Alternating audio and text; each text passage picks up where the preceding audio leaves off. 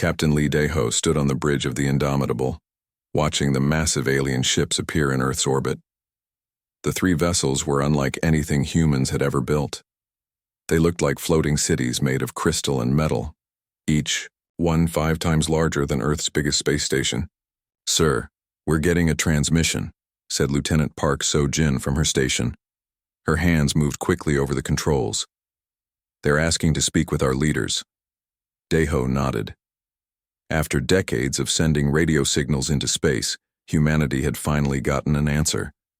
These aliens called themselves the Vorthak Empire. They said they ruled most of the galaxy and wanted to welcome Earth into their community. Admiral Yoon Mi-ra appeared on the main screen from Earth Command. Her face looked tired but hopeful. "Captain, this is the moment we've been waiting for. We're going to make history today." The alien ambassador appeared on screen. It looked like a tall gray creature with 4 arms and eyes that glowed blue. When it spoke, the words came through a translation device. "Greetings, humans of Earth. I am Speaker Veltar of the Vorthak Empire. We have watched your species for many cycles. Today we offer you membership in our great civilization." Admiral Mi-ra smiled. "We accept your generous offer, Speaker Veltar. Humanity is ready to join the galactic community." But something felt wrong to Daeho. He had spent 20 years in space and his instincts were screaming danger. The alien ships had weapons pointed at Earth. Their positions were perfect for an attack, not a peaceful meeting. "Speaker Veltar," Daeho said, stepping forward. "Your ships seem to be in attack formation. Is this normal for diplomatic meetings?" The alien's expression didn't change. "Captain Lee Daeho. Yes, we know your name. We know many things about your species. Your question shows exactly why we must act." The screen went black. Alarms started blaring across the bridge. "Sir," Lieutenant Park shouted, "the alien ships are charging weapons, and I'm detecting similar fleets at all our colonies." Daeho's blood went cold. Kepler 442b. His sister lived there with her family. "Get me a connection to all colonies now." The next few minutes were chaos. Reports came in from every human settlement in space. Alien fleets had appeared everywhere at the same time. They were attacking without warning. Commander Kim Tae-woo's voice crackled over the radio from his fighter squadron. "Daeho, they hit the orbital defense platforms first. We've lost half our fleet already." Dr. Park So-jin ran to her console. "Captain, I'm reading massive energy signatures from their weapons. They're using some kind of plasma technology we've never seen before. Earth's defenses were falling apart. The human ships were fast and well built, but they were like toys compared to the alien weapons. For every alien ship humanity destroyed, they lost 10 of their own." "Why are they doing this?" Admiral Mi-ra screamed over the communication link. Her command center was shaking from nearby explosions. "We never threatened them." Speaker Veltar's voice came through the speakers again. "You did threaten us, humans. Your very nature threatens the order of the galaxy. You create without permission. You change without asking. You adapt too quickly.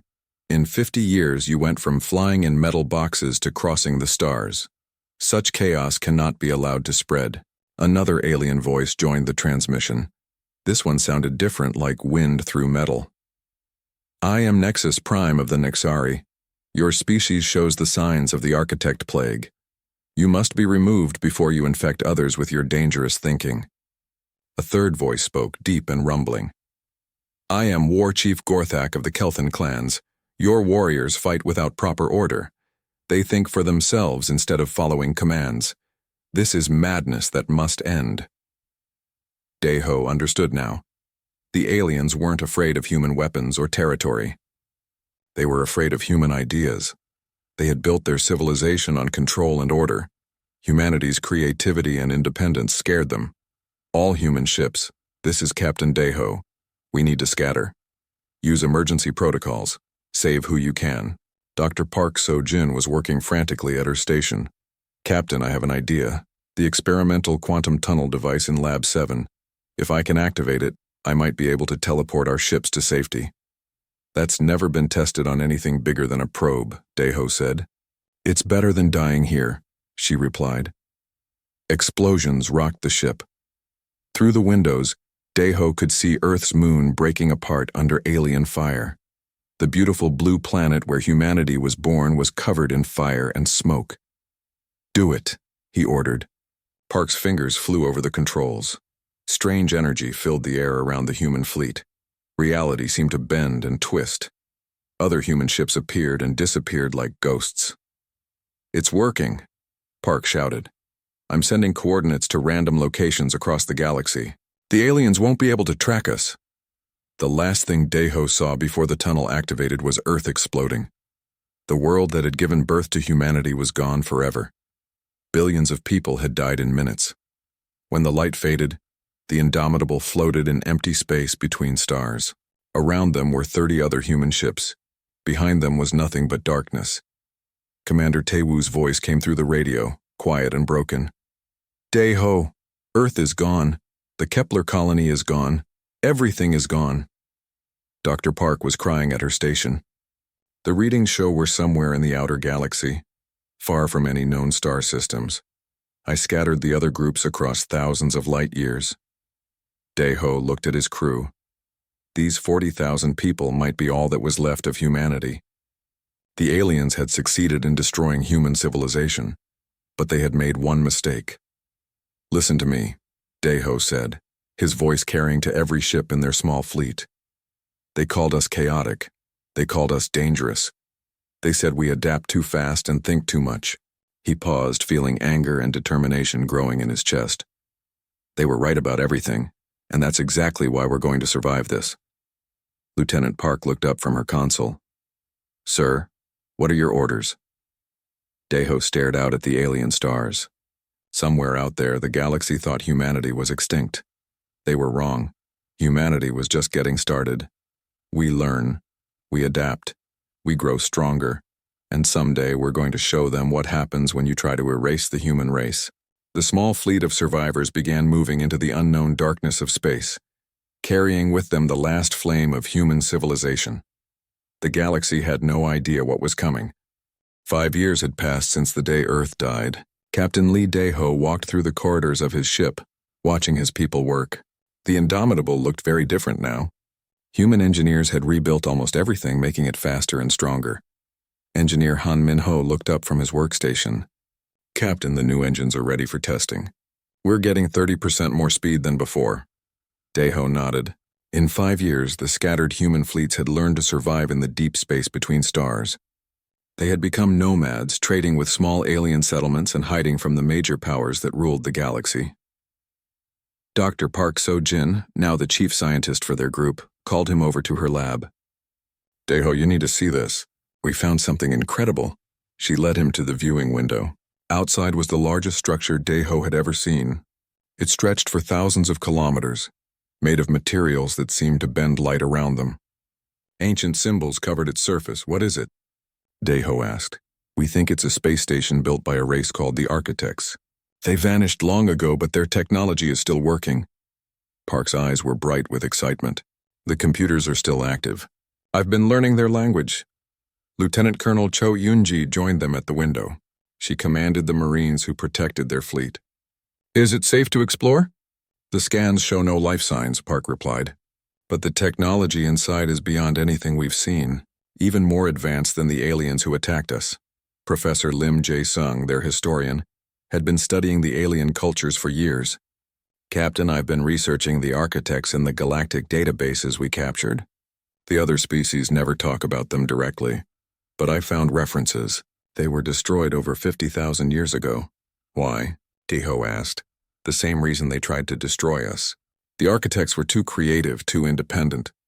They wouldn't follow the rules the galaxy's rulers had made." Han Min-ho stepped forward. "Sir, if their technology is still working after 50,000 years, imagine what we could learn from it." Deho made his decision. "Take a team inside. But be careful. If this place destroyed one advanced civilization, it might be dangerous for us too." The exploration team entered the Architect station through an airlock that seemed to recognize them as intelligent beings. Inside, the corridors were filled with soft light that had been glowing for millennia. Dr. Park touched one of the control panels. The symbols on it changed to human writing. "The computer is learning our language. It's adapting to us." Professor Lim studied the wall carvings. These show the history of the architects. They were explorers and builders like us. They created wonders across the galaxy. In the central computer core, they found the real treasure. The architect database contained knowledge about technology, science, and philosophy that was completely different from what the current galactic powers used. "Look at this," Han Minho said, studying the engineering files. "They didn't build their technology like the aliens do now. The Vorthak and their allies use centralized systems where everything is controlled from the top. But the architects used distributed networks." Dr. Park understood immediately. "Like our internet systems. Each part of the network can work independently, but they're all connected." "Exactly. And that makes it much harder to destroy or control." Over the following months, the human engineers began combining their own technology with architect designs. The results were amazing. Their ships became faster, their weapons more powerful, and their computers smarter. Commander Kim Tae-woo tested the new fighter designs. "Daeho, these ships are incredible. They can think for themselves and adapt to any situation. No alien pilot could handle this level of complexity." Meanwhile, other human groups were making their own discoveries. Some had become traders, moving between the small worlds on the edge of galactic civilization. Others had built hidden bases in asteroid fields where they could work without being detected. A message came from Captain Bae Sumin, who commanded one of the other scattered fleets. "Daeho, we've been watching the aliens. They haven't had a major technological breakthrough in over 300 years. They're stagnating." Dr. Park studied the reports from all the human groups. "It makes sense now. Their entire civilization is built on preventing change. They're so afraid of chaos that they've stopped growing." Professor Lim had more disturbing news. "I've been analyzing their history. Every few thousand years they find a species that's too creative and destroy them. The architects weren't the first. Colonel Cho led a raid on a Vorthak supply depot, bringing back their first intact alien vessel. The human engineers took it apart piece by piece. Their technology is powerful but inflexible," Han Minho reported. "Every system has to be controlled by a central authority. If you damage the command center, the whole ship becomes helpless." "Our ships don't work that way," Daeho said. "Every human can think for themselves and make decisions." "That's exactly what scares them," Park added. As their second year in exile ended, humanity had grown from 50,000 survivors to over 100,000. Children born in space had never seen Earth, but they carried the human spirit of curiosity and adaptation. The aliens believed humanity was extinct. Sometimes Vorthak ships would pass near human hiding places, but they never detected the modified vessels that used architect stealth technology. Commander Tae-woo brought news from a scouting mission. "I found 3 more architect stations. All of them are intact and waiting for someone to wake them up." "How many humans are we in contact with now?" Daeho asked. 47 separate groups across this section of the galaxy. That's over 200,000 people total," replied their communications officer. Dr. Park had been working on her greatest project. "Captain, I think I've figured out how to contact all the human groups at once, using the Architect Communication Network. We could coordinate our efforts across the entire galaxy." "Do it," Daeho ordered. As the communication system activated, voices came from human groups scattered across thousands of light years. Engineers sharing new designs, scientists reporting discoveries, soldiers planning coordinated operations. Professor Lim smiled as he listened to the reports. "The aliens wanted to destroy us because we were too chaotic and unpredictable. But that chaos is making us stronger than any unified empire." Colonel Cho had been training new Marines using techniques learned from studying alien tactics. Their soldiers follow orders without thinking. Ours improvise and adapt. In a real fight, there's no contest. Daeho looked at the star maps showing human positions across the galaxy.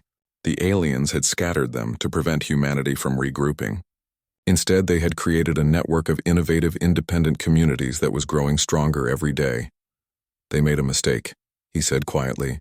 "They thought destroying Earth would destroy humanity. But we were never just one planet. We're an idea, and ideas are very hard to kill." 5 years after the purge, humanity was not only surviving but evolving. The galaxy had no idea that their greatest nightmare was becoming real. Humans were adapting faster than ever before, and soon they would be ready to remind the galaxy why chaos and creativity were forces to be respected, not feared. 10 years had passed since Earth's destruction. Captain Bae Sumin watched through her ship's sensors as the Vorthak fleet prepared to destroy another world. The planet below was home to the Trilani, a peaceful species of silicon-based creatures who had refused to give up their traditional ways of thinking. "Captain," whispered her communications officer, "the Trilani are sending out distress calls. The Vorthak are demanding they surrender their chaotic elements for elimination." Sumin's ship, the Shadow Walker, was invisible to alien sensors thanks to Architect's stealth technology. Around her, 15 other human vessels waited in the darkness between planets. They had become known across the galaxy as the Ghost Fleet, ships that appeared from nowhere to interfere with alien operations, then vanished without a trace. All ships, this is Sumin. Operation Sanctuary begins now. The human ships moved like dancers through space, their paths coordinated by AI systems that the centralized alien computers couldn't predict. While the Vorthak fleet focused on the planet, the humans struck at their supply ships and communication relays. Captain Lee Dae-ho commanded the operation from his flagship. His hair was now gray, and lines of responsibility marked his face. "Remember, we save who we can and disappear. We're not ready for a direct war yet." Dr. Park So-jin, now Director of Human Scientific Research, had spent years studying alien psychology. The Vorthak consider the Trilani dangerous because they can interface directly with computer systems. They see connections and patterns that other species miss. The rescue operation was swift and precise. Human ships landed on the Trilani homeworld just as the Vorthak bombardment began. The silicon beings looked like living crystals, their bodies shimmering with internal light. "Please help us," transmitted the Trilani leader directly into the human computers. "We do not wish to fight, but we will not surrender our children to death." Lieutenant Colonel Cho Yoon-ji led the ground evacuation. Her Marines had spent years training for exactly this type of operation. "Move fast, people.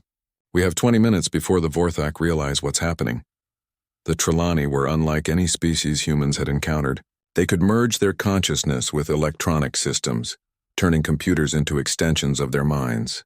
As they boarded human ships, they immediately began improving the vessel's efficiency. "Fascinating," one Trilani said to engineer Han Min-ho. "Your technology thinks like you do, chaotic but adaptive. We can make it even better." In space above, the Ghost Fleet was already preparing to vanish.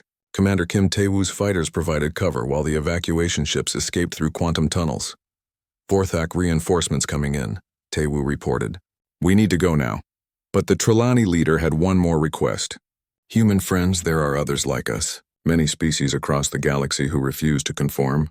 The aliens call them the Chaos Touched. They are also in danger." Captain Dae-ho made a decision that would change everything. "We'll find them. All of them." Admiral Song Kyung-ho had once defended Earth's orbital stations. Now he commanded humanity's hidden base inside a hollowed-out asteroid. The Trilani evacuation was a success, but it's revealed our presence to the galaxy. The aliens know something is interfering with their operations. Dr. Kang Ji-hai, their specialist in alien cultures, had disturbing news. "I've been analyzing Vorthak communications. They're not just maintaining order. They're actively preventing progress. Any species that shows signs of rapid advancement gets labeled as chaotic and eliminated." "How long has this been going on?" asked Professor Lim Jae-sung. "At least 100,000 years. Maybe longer. They've created a galactic civilization based on stagnation. The rescued Trilani were already proving invaluable.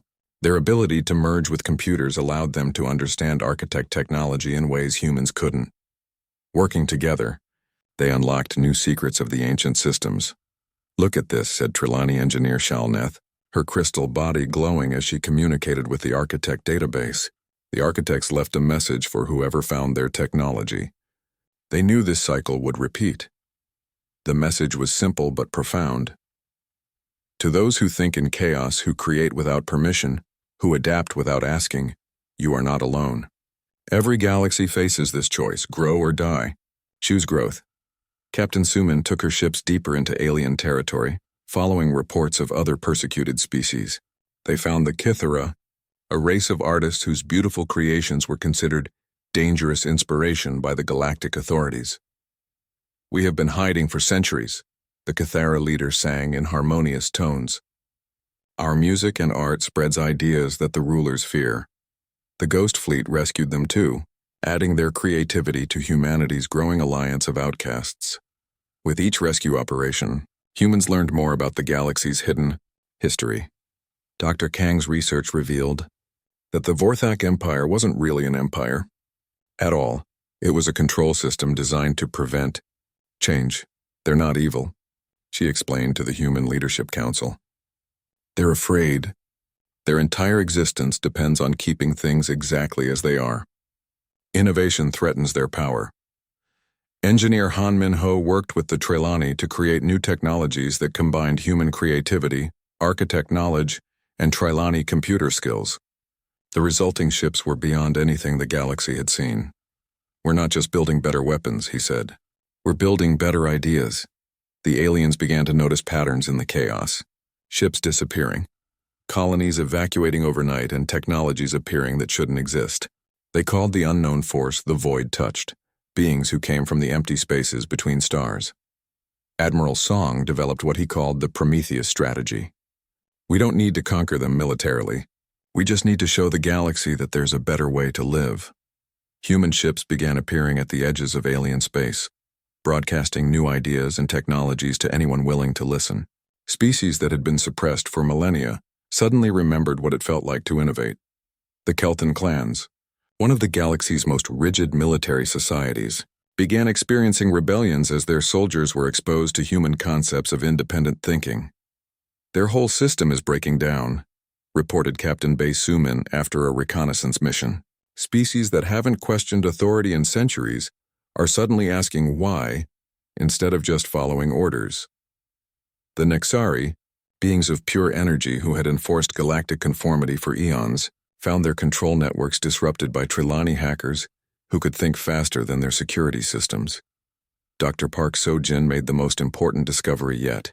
I've been analyzing the quantum signatures of the architect technology. I don't think they were destroyed.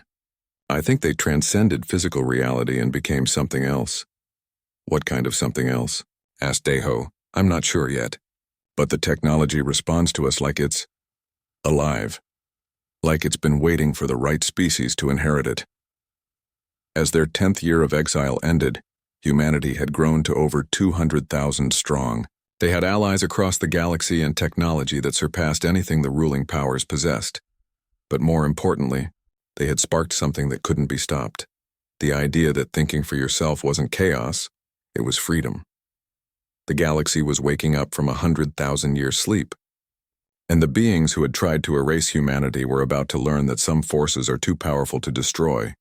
Change was coming, whether they wanted it or not.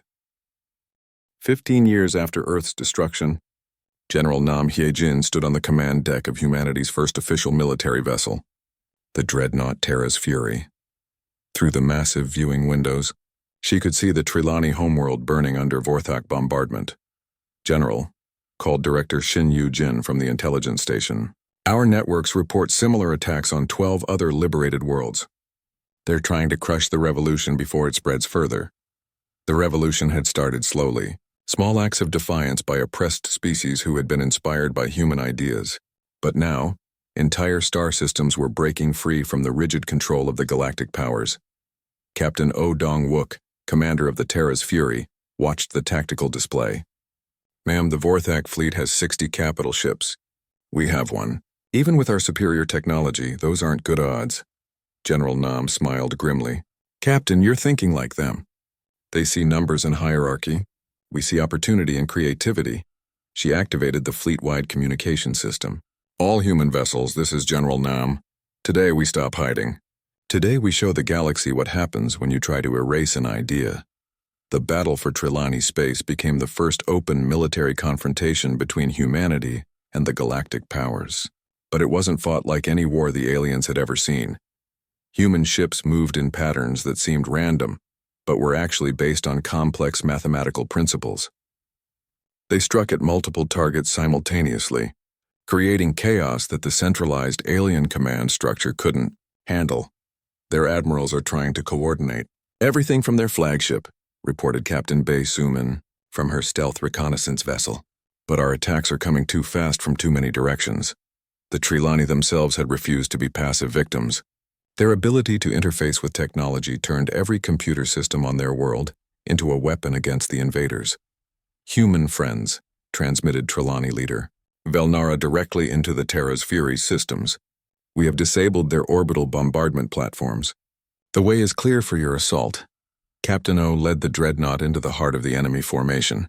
The Terra's Fury was a masterpiece of human architect Trelawney engineering, capable of thinking and adapting faster than its opponents could react. Target their command ship, General Nam ordered. Cut off the head and the body dies. But the Vorthak fleet commander had one last desperate tactic. If we cannot control this system, we will destroy it completely. Activate the Star Killer weapon. The weapon was an ancient Vorthak device that could cause a star to collapse into a black hole, destroying everything in the system. They had used it before to eliminate problematic species. General, shouted the sensor operator. They're targeting the star itself. This was exactly what the humans had been waiting for. Dr. Park So-jin, now elderly but still brilliant, had spent years preparing for this moment. Activate the architect protocols, she commanded from the science station. Around the dying star, ancient architect stations that had been dormant for millennia suddenly came to life. They had been built into the very structure of space itself, waiting for someone with the right knowledge to awaken them. The Star Killer weapon struck the sun, but instead of destroying it, the energy was captured and redirected by the architect network. The star became brighter and more stable than before. Impossible, whispered the Vorthak commander over the open communication channel. The architect technology was destroyed long ago. No, replied Dr. Park calmly. It was waiting. Waiting for a species that could think beyond the limits you've imposed on the galaxy. The battle ended with the complete destruction of the Vorthak fleet, but more importantly, it proved to the galaxy that the old powers could be defeated. News of the victory spread faster than light through the networks the humans had built. On 1,000 worlds, oppressed species rose up against their rulers. Director Shin's intelligence networks reported the results. The Kelthan military caste is facing massive desertions. Their soldiers are refusing to fight for a system that denies them the right to think. The Nexari energy collectives are fragmenting as individual beings choose independence over conformity. But the real surprise came from an unexpected source. Admiral Song Kyung-ho received a transmission from the former Vorthak territories. Human leaders, the message began. This is Sub-Commander Korthek of the Vorthak 4th Fleet. We have been studying your methods. We wish to discuss terms. The meeting took place on a neutral space station built from architect technology. The Vorthak delegation looked uncomfortable, their gray skin flushed with colors that indicated stress. Your species has destroyed everything we spent millennia building, said Speaker Veltar, the same alien who had announced humanity's destruction 15 years earlier. No, replied General Nam calmly. We've shown you that there was nothing worth building in the first place. Captain Deho, now promoted to Admiral, studied the alien delegation. Your empire was based on fear and control. You prevented growth, innovation, and freedom because you were afraid of losing power. And now that power is gone anyway, added Dr. Kang Ji-hai, humanities expert on alien psychology. Your choice is simple, adapt or become extinct. Sub-Commander Korthek stepped forward. Some of us have been watching your revolution. We have seen species become more productive, happier, and more creative when freed from our control systems. The question is, said Director Shin, are you willing to change? Really change, not just pretend to change while keeping the same old systems? The negotiations took weeks. Many Vorthak leaders refused to accept the new reality and retreated to isolated systems where they could maintain their rigid hierarchies. But others, led by Sub-Commander Korthek, chose a different path. We have ruled through fear for so long that we forgot what it was like to create, Korthek admitted. Perhaps it is time to learn again. The transformation wasn't easy. Entire generations of aliens had been trained to follow orders without thinking. Teaching them to innovate and adapt required patience and understanding, but some made the transition successfully. Kelthan warriors became explorers and inventors. Nexari energy beings learned to express individual creativity instead of collective conformity. Even some Vorthak discovered they had talents for art and science that had been suppressed for millennia. Professor Lim documented the changes in his historical records. This isn't conquest in the traditional sense. It's evolution. We're not forcing them to become like us. were helping them become better versions of themselves. The galaxy was transforming faster than anyone had imagined. Technologies that had been forbidden for centuries were rediscovered and improved. Art, music, and literature flourished as species remembered how to express themselves. But the most important change was psychological. For the first time in 100,000 years, beings across the galaxy were asking what if, instead of why not. Captain Oh Dong-wook took the Terra's Fury to the former Vorthak capital world. What he found there shocked everyone. "General Nam," he reported, "you need to see this. They've completely rebuilt their society. The rigid hierarchy is gone. They're governing themselves through councils where everyone gets to contribute ideas." Admiral Daeho smiled as he read the reports from across the galaxy. The revolution had succeeded beyond their wildest dreams. Humanity had not only survived the attempt to erase them, they had transformed their enemies into allies. "Sir," asked Captain Bae Sumin, "what do we do now? We've won the war, but the real work is just beginning." Daeho looked out at the stars, thinking of Earth and everyone who had died 15 years ago. "Now we build something better. Something that honors their memory by making sure this never happens again." The Awakening War was over. The galaxy was free. And humanity had proven that the greatest weapon against tyranny wasn't superior firepower. It was the simple idea that everyone deserved the right to think for themselves. 25 years after Earth's destruction, President Lee Soo-young stood at the podium in the Great Assembly Hall on New Geneva Station. Before her sat representatives from over 300 species, all part of the Galactic Human Republic. The name was somewhat misleading. Humans made up less than 10% of the population. But they had given the new civilization its guiding principles: freedom to think, freedom to create, and freedom to grow. "My fellow citizens," President Soo-young began, her words translated instantly into hundreds of languages. "Today marks the 25th anniversary of what the old histories called the Purge, the day they tried to erase humanity from existence." In the audience, Admiral Lee Dae-ho listened with pride. His hair was now white and he walked with a cane, but his eyes still held the fire that had kept humanity alive during their darkest hour. "They feared us because we represented change," the president continued. "Today that change has transformed the galaxy into something none of us could have imagined." Admiral Park Chan-woo, son of the late Dr. Park So-jin, commanded the exploration fleets that had pushed beyond the galaxy's edge. His mother's dream of peaceful contact with new civilizations had become reality. "President Soo-young," he reported via quantum communication from the Andromeda approach, "we've made contact with the hegemony of the Small Magellanic Cloud. They're interested in cultural exchange programs." Ambassador Kim Na-rae smiled as she translated the message for the assembly. As chief diplomat for interspecies relations, she had overseen humanity's transformation from refugees to leaders of a galactic community. "The Institute for Chaotic Innovation has graduated its 10,000th student this year," she announced. "Beings from across the galaxy come to learn what humans call thinking outside the box." The Institute was one of humanity's greatest achievements. Located on the former Vorthak homeworld, it taught the principles that had made human civilization so adaptable: questioning authority, embracing failure as learning, and valuing diverse perspectives. Captain Oh Dong-wook, now an instructor at the Institute, worked with students from dozens of species. "Remember," he told his class of former Kelthan warriors, "there's no such thing as a stupid question. The only stupid thing is not asking at all."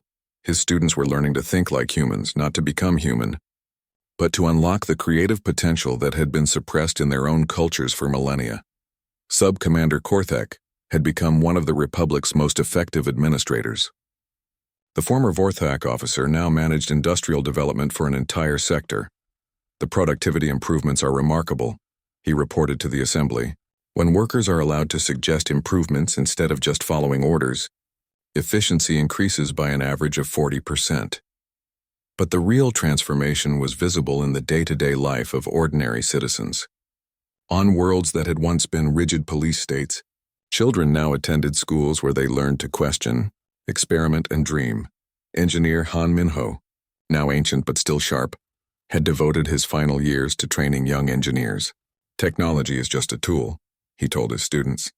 "The real power comes from the mind that wields it." His greatest student was a young Trilani named Zek Nara, whose crystal body pulsed with excitement as she presented her latest invention.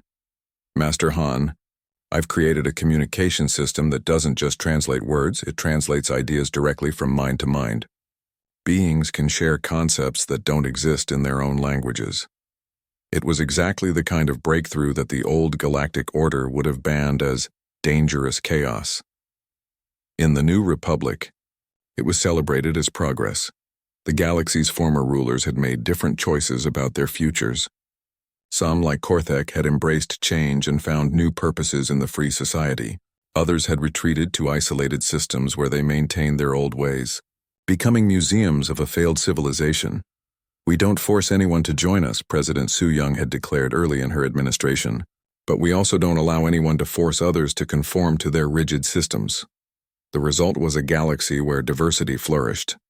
Each species contributed its unique strengths to the common good, while maintaining its own cultural identity. Director Shin Yujin's intelligence networks had evolved into something unprecedented, a galaxy-wide early warning system for tyranny. Any attempt to suppress freedom or creativity was quickly identified and peacefully countered. We've detected some concerning developments in the Outer Rim territories, she reported to the Security Council. A group calling itself the Order of Eternal Stability is trying to recreate the old Vorthak control systems. Admiral Park Chan-woo volunteered to handle the situation. My exploration fleet can be there in 3 days. We'll show them what they're missing by joining the galactic community. The confrontation was brief and bloodless. Faced with the reality of what the galaxy had become, prosperous, creative, and free, most members of the Order abandoned their plans and requested membership in the Republic. Captain Bei Sumin had transitioned from military command to scientific exploration. Her ship searched the galaxy for remnants of ancient civilizations, learning from species that had faced the same choice between growth and stagnation. We've found evidence of at least 12 major galactic civilizations that preceded the Vorthak Empire, she reported. Most of them destroyed themselves when they tried to prevent change instead of adapting to it. The greatest discovery came from the deepest archives of the Architect database. Dr. Park So-jin's final research, completed just before her death, had unlocked the mystery of what had happened to the architects themselves. They didn't die, her recorded message explained. They transcended physical reality and became something greater. They've been waiting for a species like us, beings who could break the cycle of stagnation and guide the galaxy toward true evolution. As if responding to her words, architect stations across the galaxy began activating advanced systems that no one had known existed. Reality itself seemed to bend around them, opening doorways to higher dimensions of existence. We're not ready for that level of transcendence yet, President Su Young declared after consulting with the wisest beings in the Republic.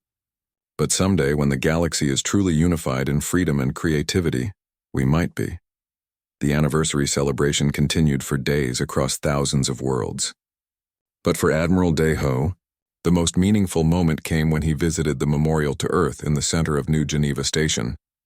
The memorial was a perfect holographic recreation of Earth as it had been before its destruction. Children from dozens of species played in its parks while their parents shared stories of the homeworld that had given birth to the ideas that freed the galaxy. "Grandfather Dae-ho," called a young voice. He turned to see his great-granddaughter, born in space to parents he had never imagined possible, his grandson and a Trelawney engineer whose crystal beauty had captured a human heart. "Tell us the story again," she asked, her hybrid nature allowing her to interface with the memorial systems in ways that made the holographic Earth seem almost real. Dae-ho smiled as other children gathered around. Human, Trelawney, reformed Vorthak, former Kelthan, and beings from species that hadn't even existed when Earth died. "Once upon a time," he began, "there was a beautiful blue world where beings learned to dream of the stars." As he told the story of humanity's journey from near extinction to galactic leadership, the children listened with wonder.